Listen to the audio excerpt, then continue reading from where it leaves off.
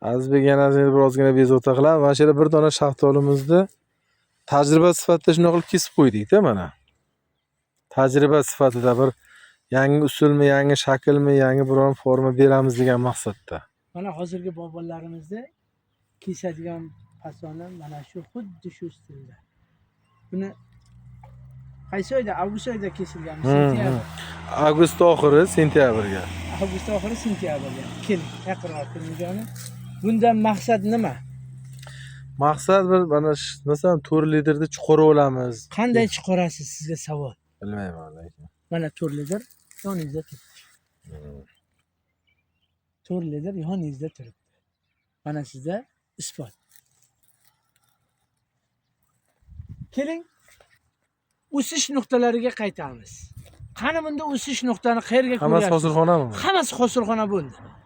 Tamam, bunda o'sish yo'q. Bunda ulg'ayish yo'q. Yangilik yo'q. Hammasi hosil bo'ladi, bo'ldi. Shaftolidan bog' bo'lmaydi degan savolga mana shu yerga to'xtaladi shaftoli. Shu bilan tamom. Hosilga qoladi, o'sish nuqtalari juda katta kam bo'ladi. Kuchi yetgan kaltagimiz ko'tarib. O'shanda ham qo'yganda qarang, ichki tomonda kutak novda qo'ygan. Tashqida qo'yib kesadigan. Mana bunda kaltagimiz keragi yo'q. 4 litrda tarbiya bizda videolarda tarbiya bo'lyapti.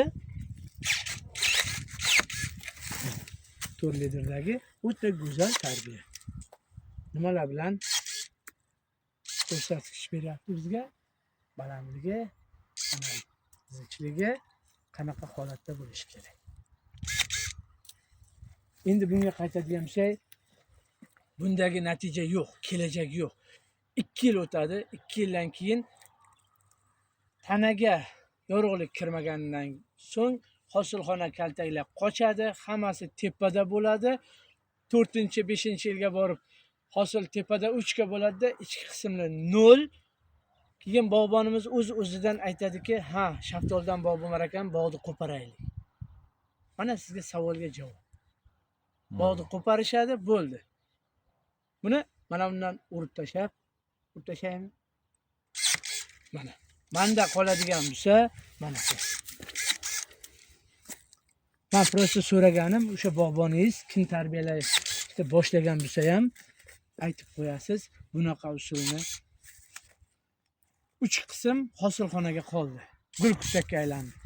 Agar buni olmasangiz joyingizga to'xtaydi-da, meva bilan osiladi. Agar 3 qismini ozgincha olib qo'ysangiz 2 sm surx o'suvchiga zo'r berishi aniq, bu yog'i ishlaydi. Mana keyingisi o'tamiz. Mana bu ham hosilxona bo'ldi. Bu ham uchi mana hosilxona, meva kutak. Olamiz.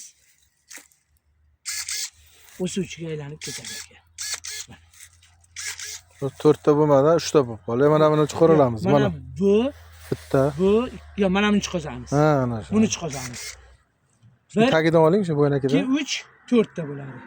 Bu tagidagi hosilxona bo'ladi. Uni mana bu yerdan oling demoqchi edim, mana buni. Bunda hosilxona bor. Hosilxona. Bu yegiladi. Mana bu kesilgan.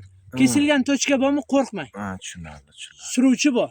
Tushunarli. O'suvchi aniq bor. Mana bundan qo'rqsangiz bo'ladi. Mana bunda to'xtadi. Hammasi hosilxonaga 3 qismiga har birini 3 kutagi hosilxona bilan 3ini olib qo'ying bo'ldi. Mana. Hosil ham olasiz, o'suvchi ham bo'ladi. Mana sizga misol. Bo'ynak holatimiz mana hozirgi holat. Sog' bo'linglar.